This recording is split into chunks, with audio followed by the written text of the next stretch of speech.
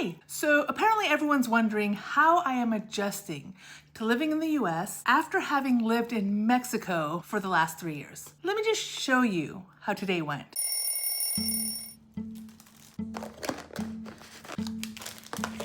The US life is a lot of doing things while I'm still kind of asleep. The alarm clock life.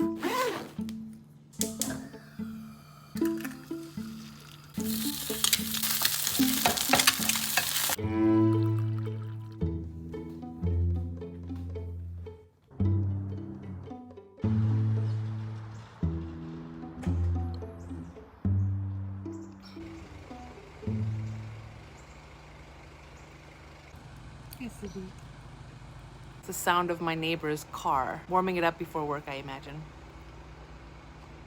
Yeah, life in the US for me involves lots of intentional time. I have multiple alarm clocks to remind me to get Alex ready for school, or to take Alex to school, to pick up Alex from school, if I have medical appointments, or just even meeting with people for like coffee dates, because time is much more scheduled here, and being late is a big deal. Not for everyone. Like, well, actually, yeah, kind of everyone. And actually, most of my intentionality in the US involves not doing a lot of things, like not getting on social media. And I always like to keep track of the US news, even when I'm overseas, but in the US, it's a little more everywhere. So I schedule time, a few days a week even, to catch up on the news and what's going on in the US and the world. Because if I try to do it every day, like, it's too much. There's the next alarm. Still my little boy. You're not on your heels, are you? No. Down. San Cristobal de las Casas. So living in Mexico was the simple life for us. The amount I got from my Navy retirement was enough to pay for our modest life, and so my days were filled with coffee dates, easy errands, reading, Netflix, tourist trips, creating videos for fun, and just getting to know and soaking in the vibes of the amazing city I was living in. Until Alex decided that he wanted to go to school. We found a great school in San Cris, and they were so accommodating to Alex's needs. But ultimately, Alex craved more. He craved more friends he could connect with on a deeper level, and his Spanish was just unlikely to improve at any reliable rate. Being so far behind in Spanish, he was just impatiently putting so many discussions on hold, and so moving back to the US seemed like the logical answer. Now, to be fair, I was also ready to leave San Cris. San Cris is a great place for the peaceful life, the simple life, and even just being the mom of a school-going kid. I suddenly needed more conveniences and reliability than San Cris could afford. San Cristobal simply wasn't the place for us anymore. So off to the US we went.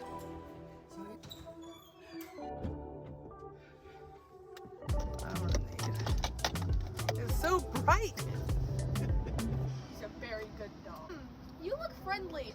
I will say realistically, Mexico probably would have been a lot more convenient if I had a car, but I didn't really want to deal with that because I definitely didn't have enough like cash to buy a car outright when I lived in Mexico, as well as I have no credit there. All right, on to the next task.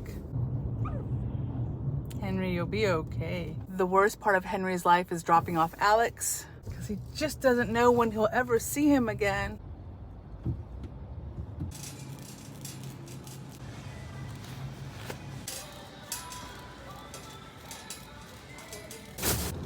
Did you miss me? Oh, I do still have the RV. So a couple of activities that I have changed in my life. Moving back to the US, I have started to do Rev again. It's an online transcribing job that I can do from home. I only get paid for the jobs that I complete, but it's pretty flexible with when and where I can work. Although I will say the most opportunity for jobs is actually during the week. So Monday through Thursday, I can probably make the most amount of money. On the weekends, there's really not that many jobs for me to do, and that was perfect for Mexico life. Here in the US, it's also perfect. Again, flexibility is super important to me, but because the amount of kind of side money that I require in the US is definitely higher than what I ever needed in Mexico.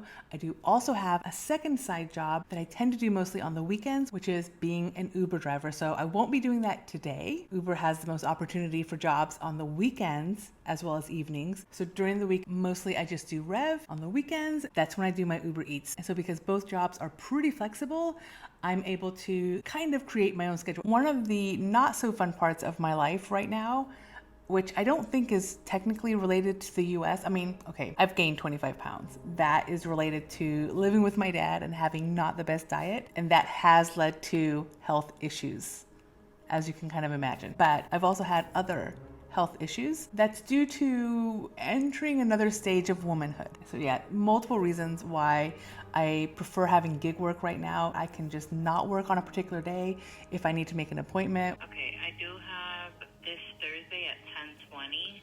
Okay. Having a really flexible schedule just really allows me to go to my medical appointments when I need to, go to Alex's medical appointments when he needs to, and of course, Alex's school. He's also part of the drama club and they do plays a couple of times a year, so having a flexible schedule means that I can make sure I've got time to take Alex to the various rehearsals, etc. And last but not least, Alex is about to turn 14. So he's very excited about the idea of getting a job for himself. Now I'm sure at some point I will hate that I am constantly having to drive Alex around, but just as with most of motherhood, everything comes in seasons, right? So Alex is only going to be in this teenager needing a ride all the time age for a little bit, because before you know it, he will be the one driving himself to appointments, which means that I'll probably be getting another car, but we've got time for that. So yeah, lots of changes going on right now, but these are also kind of the changes I would expect to happen as Alex gets older and older. So it's really nothing shocking or upsetting. It's just the phase of life that we're in right now. And I'm very, very grateful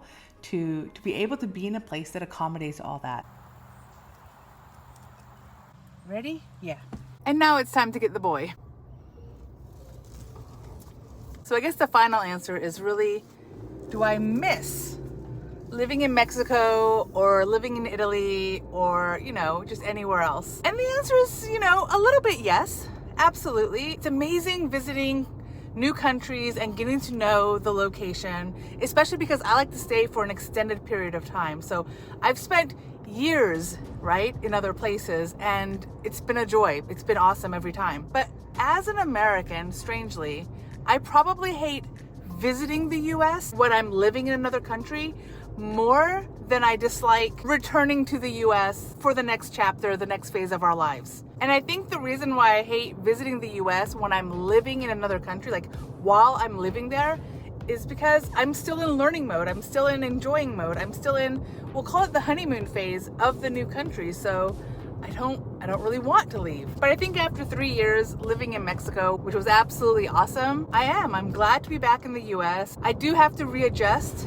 to the cost of living. I have to readjust to having a schedule and remembering that I have an appointment a month, 2 months, 6 months from now, which in Mexico I didn't have to do. But probably the hardest part this cycle of moving back to the US was not so much moving back to the US, but was being able to picture my life. I'm one of those people that if I can't picture the life I'm going to have, it's hard for me to be happy or fully satisfied in my life. So when I first came back, I thought I was gonna do a lot more RV life than regular life. And I think that disconnect between how much RVing I was able to do is actually what made things a little more difficult. So this summer, being able to be fully in the RV the entire summer by myself, while I loved it for sure, it just pointed out more and more that it really isn't the phase of life that Alex and I are in right now. Alex is in school mode. He wants to do all the activities. And I like that. I like seeing my son happy and learning and figuring out how to become a man. So yes, I am grateful to have this amazing country to return to. And no matter where I've lived, Japan, Europe, Mexico, no matter where I've been, I'm just always proud and happy to be American. The US lifestyle really requires intention, really requires knowing your values, knowing the things that matter to you so much more sometimes than living in other countries. When I'm living in another country like Mexico or Italy, I do spend a decent amount of time just sitting there, observing the world, watching the world, and I do a lot less of that in the US. Maybe because it's my country, I don't have as much confusion about the things that are happening around me. I don't have as many questions.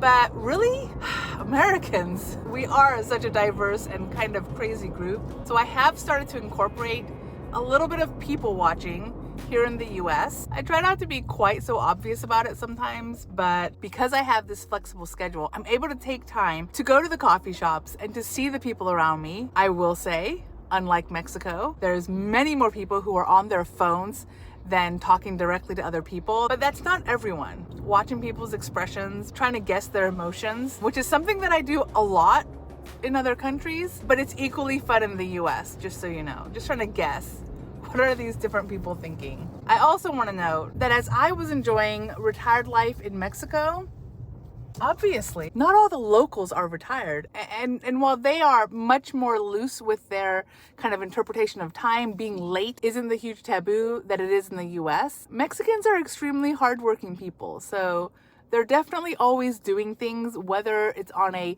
strict schedule or not. So my lifestyle definitely changes in the US.